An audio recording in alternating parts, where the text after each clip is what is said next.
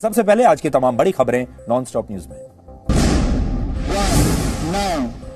सतह से सतह पर मार करने वाली अग्नि 5 बैलिस्टिक मिसाइल का आज सफलतापूर्वक परीक्षण किया गया।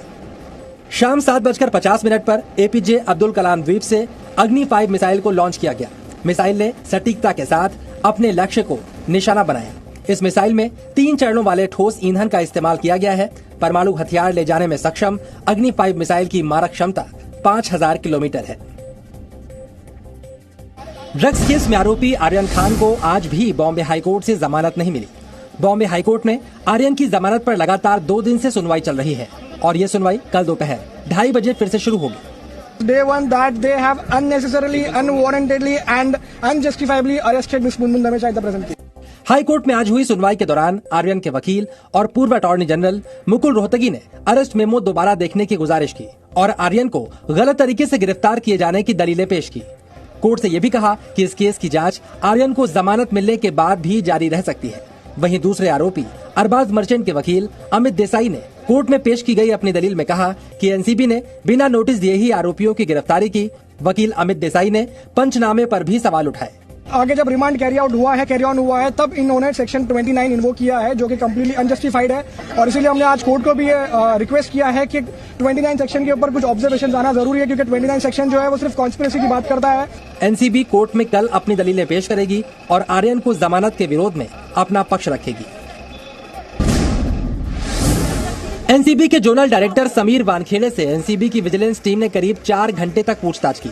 समीर वानखेड़े से पूछताछ उनके ऊपर वसूली और दूसरे आरोपों को लेकर की गई। आने वाले समय में आवश्यकता अनुसार उनसे और भी कागजात लिए जाएंगे और कुछ और साक्ष्य की जरूरत होगी तो उनसे लिया जाएगा। समीर वानखेड़े की बहन यास्मीन वानखेड़े ने महाराष्ट्र के कैबिनेट मंत्री नवाब मलिक के खिलाफ राष्ट्रीय महिला आयोग में SC/ST एक्ट के तहत कई शिकायतें दर्ज कराई। महाराष्ट्र के कैबिनेट मंत्री नवाब मलिक ने आज समीर वानखेड़े की पहली शादी से जुड़ा निकाहनामा ट्विटर पर जारी किया। नवाब मलिक ने समीर वानखेड़े को मुसलमान कहा और ये आरोप भी लगाया कि फर्जी दस्तावेजों के आधार पर अधिकारी बने समीर वानखेड़े ने एक जरूरतमंद दलित का अधिकार छीना। देश में एक होनहार दलित शायद किसी गांव में गरीबी में पढ़कर आगे जाना चाहता होगा, होनहार दलित का अधिकार छीना गया। समीर वानखेड़े का निकाह कराने वाले काजी ने भी समीर वानखेड़े को मुसलमान बताया।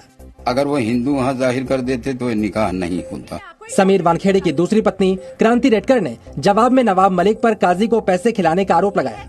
तब क्यों नहीं पूछा? अब क्यों आया है पूछने के लिए? क्योंकि नवाब जी ने उन्हें पैसे दिए हैं कि क्या सीन है? समीर वानखेड़े के पिता ज्ञानेश्वर वानखेड़े ने नवाब मलिक पर मानहानि का केस करने की बात कही। सुप्रीम कोर्ट ने पेगासस जासूसी मामले की जांच के लिए 3 सदस्यीय कमेटी का गठन किया।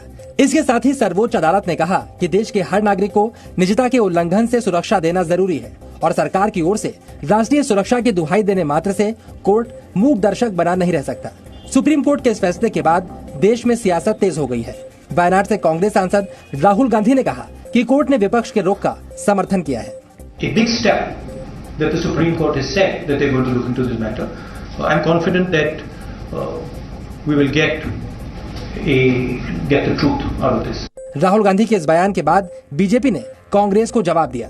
डेमोक्रेसी खतरे में है, डेमोक्रेसी पे हमला हो गया है, डेमोक्रेसी को बचाना है, भारत के संविधान पर भारतीय जनता पार्टी हमला कर रही है, यही राहुल गांधी की वोकैबुलरी है। यूपी में 2022 विधानसभा चुनाव के लिए समाजवादी पार्टी और सुहेलदेव भारत समाज पार्टी ने गठबंधन कर लिया है। इसका ऐलान आज मऊ की महापंचायत में अखिलेश यादव और ओम प्रकाश राजभर ने किया। अखिलेश यादव ने रैली में कहा कि बंगाल में बीजेपी के साथ खेला हुआ था, यूपी में खदेड़ा होगा। अगर बंगाल में कुछ हुआ है तो यहाँ के लोग भी और पूर्वांचल के लोग भी खदेड़ा कर करके दिखाएंगे, यहाँ भी खदेड़ा होगा। अखिलेश ने चुनाव में गठबंधन के 400 सीटें जीतने का दावा किया। एसबीएसपी का पूर्वी यूपी के 5 से 6 जिलों में असर है। बीजेपी ने कहा अखिलेश 25 साल तक सत्ता में नहीं आ पाएंगे। श्री अखिलेश यादव जी जैसे 2014 में आ रहे थे, 2017 में आ रहे थे, 2019 में आ रहे थे, मैं मानता हूँ वैसे वो 2022 में भी आ रहे हैं, लेकिन आएंगे नहीं। अभी उनकी 25 साल तक उम्मीद नहीं। वहीं मुजफ्फरनगर दौरे में AIMIM अध्यक्ष असदुद्दीन ओवैसी ने कहा कि वो पूरा जोर लगा देंगे कि बीजेपी दोबारा सत्ता में न आए। हमारी पूरी कोशिश यही है कि दोबारा उत्तर प्रदेश में बीजेपी की सरकार ना बने, योगी आदित्यनाथ दोबारा मुख्यमंत्री ना बने और उसी सिलसिले में हमारी पूरी तैयारी चल रही है। आरजेडी अध्यक्ष लालू प्रसाद यादव आज 6 साल बाद किसी चुनावी मंच पर चढ़े। लालू ने मुंगेर और दरभंगा में विधानसभा उपचुनाव की रैलियां की और सीएम नीतीश कुमार पर निशाना साधा। बहुमत हमारा था, तेजस्वी का ताकत आरजेडी का बेसी मेरे था, नीतीश कुमार की सरकार का। हमें कहा कि विसर्जन हुआ है। बीजेपी ने कहा कि लालू के प्रचार में आने से उपचुनाव की दोनों सीटों पर एनडीए अब और भी बड़े अंतर से जीत हासिल करेगा। निश्चित तौर पर जीतेंगे और लालू प्रसाद जी के जाने से तो फिर लोग 2005 के पहले के बिहार को याद भी तो करेंगे ना। वहीं कांग्रेस ने लालू के सोनिया गांधी से फोन पर बातचीत के दावे को खारिज किया। कहा लालू वोटों के लिए भ्रम फैला रहे हैं। इस तरह की बातें जो है वो टोटली अर्थविहीन है। अगर ऐसे कुछ बात होता तो हमारे आम सभा में आते। बिहार में विधानसभा की 2 सीटों के लिए 30 अक्टूबर को उपचुनाव है। चारा घोटाले में जेल होने से लालू यादव 2019 के लोकसभा और 2020 के बिहार विधानसभा चुनाव में प्रचार नहीं कर पाए थे। पंजाब के पूर्व मुख्यमंत्री कैप्टन अमरिंदर सिंह ने आज नई पार्टी बनाने का ऐलान किया। कैप्टन ने कहा कि चुनाव आयोग से नाम और चुनाव चिन्ह को मंजूरी मिलते ही वो नई पार्टी के नाम का ऐलान कर देंगे। Yes, I am forming a party. Now the question is, what is the name of the party? I can't tell you because I don't know it myself. Our lawyers are today working with the Election Commission, and Jado Election Commission gives us the name, approves the name and approves the symbol, I will come and tell you all. नई party के ऐलान के बाद पंजाब कांग्रेस अध्यक्ष नवजोत सिंह सिद्धू ने captain Amarinder Singh को जयचंद कह डाला। पंजाब में अब तक का सबसे खराब प्रदर्शन करने वाले मुख्यमंत्री हैं। आप पंजाब के राजनीतिक इतिहास में जयचंद के तौर पर याद किए जाएंगे। आप एक दगा हुआ कारतूस हैं। अमरिंदर ने दोहराया कि वो सिद्धू को चुनाव नहीं जीतने देंगे। सिद्धू जहां से खड़े होंगे उन्हें पूरी ताकत से हराएंगे। As far as Sidhu is concerned, wherever he fights from, we will fight him.